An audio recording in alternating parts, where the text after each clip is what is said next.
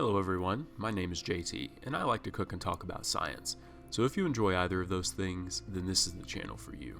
Today, I'm going to be making pasta alla Vodka and telling the illustrious story of Maria Sklodowska-Curie, more well known as just Marie Curie. Marie Curie did many things, but she was most famously known for being the first woman to win a Nobel Prize and the first person, not just woman, to win a Nobel Prize in two different subjects. Marie was born in Warsaw, Poland, and eventually moved to Paris as a young adult to study at the University of Paris. She eventually was awarded her degree in physics and began her research. Around this same time, she met her husband, Pierre Curie, who was also a well-known French physicist. Pierre developed multiple useful experimental devices, including the device that the couple would use for their later discoveries. The story of Marie and Pierre is quite a romantic one. As they worked together, their shared passion for science brought them closer, until finally he proposed. Marie answered honestly and told him that she had every intention to move back to her home country and attempt to continue her research there. Of course, Pierre put his love before his career aspirations and agreed to follow her back to Poland, even if that meant putting his own work on hold. However, due to the cultural climate of her home country at the time, Marie was forced to return to Paris to work on her PhD, as she was unable to find work as a woman in Poland. Now at this same time, many exciting events were beginning to unfold in the world of physics. William Röntgen, the winner of the first Nobel Prize, had just made a shocking discovery. He was working with cathode tubes, which are basically just glass tubes from which most of the air has been vacuumed out, with two electrodes on either end. Röntgen found that these tubes emitted a mysterious aura that caused certain elements to glow or fluoresce. He dubbed these mysterious emissions X-rays, and the letter X was simply meant to be a placeholder. As it turns out, Röntgen had discovered the phenomena that the electrons within the tube were emitting high-energy radiation, which was moving fast enough to go through thin materials such as cardboard or aluminum, but could be stopped by more dense materials such as bone. Following this discovery, another physicist named Henri Becquerel discovered that when he placed a piece of uranium ore in a light-tight drawer with photopapers, the photopapers had been spontaneously developed. How did this seemingly inert, innocent-looking rock have the ability to interact with the chemicals in the paper? Well, Marie and Pierre Curie intended to find out. Marie noticed that this same mysterious effect could also be found in pitchblende, which is a form of uranium-rich ore. However, Marie used a device that Pierre had previously invented to measure the magnitude of this effect, and found it to be orders of magnitude greater than the effect found from just uranium.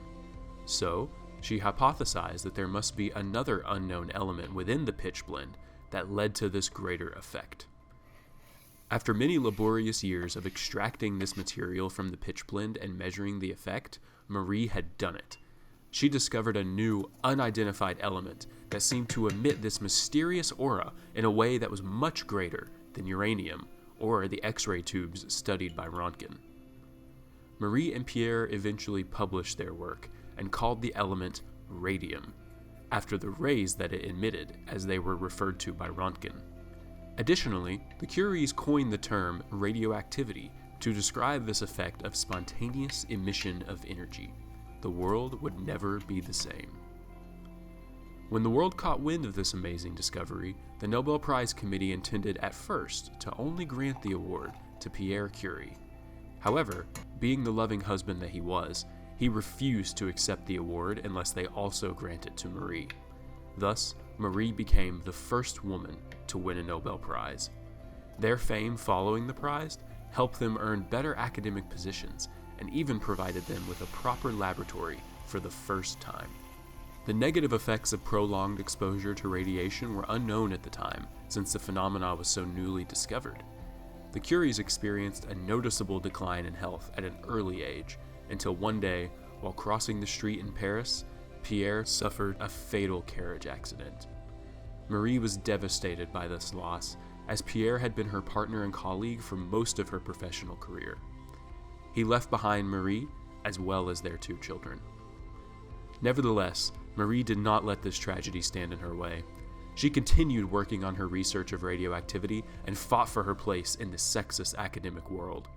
She developed the Radium Institute in Paris, which still conducts nuclear physics research today. Additionally, she would go on to pioneer the use of radiation as a cancer treatment and mobilize radiologic treatment for wounded soldiers in World War I. In spite of her tireless efforts to push forward the boundaries of scientific knowledge and technological pursuit for the betterment of humanity, she still faced discrimination and unfair treatment throughout her life. Following the death of her husband, she engaged in an affair with another physicist of the time, Paul Langevin.